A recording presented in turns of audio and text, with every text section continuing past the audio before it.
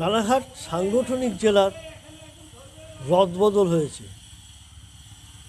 2019 থেকে 24 পর্যন্ত লোকসভা বিধানসভাতে বিজেপি এগিয়ে রয়েছিল। প্রায় 16 বছর ধরে চাকদা ব্লকের দিলীপ কুমার সরকার ব্লক সভাপতি ছিলেন।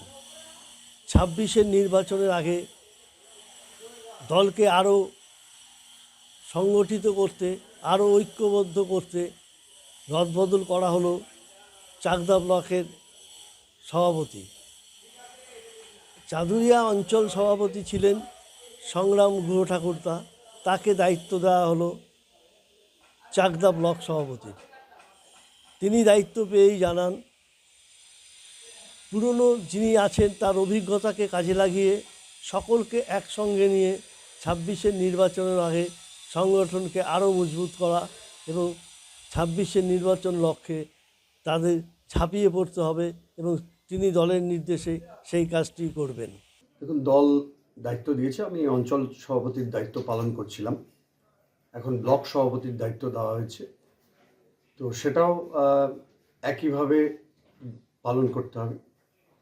আপনি একটা প্রশ্ন করেছিলেন আমাকে যে 2019, 21, 24-এ চাকদা বিধানসভায় বা চাকদা ব্লকে আমাদের হার হয়েছে।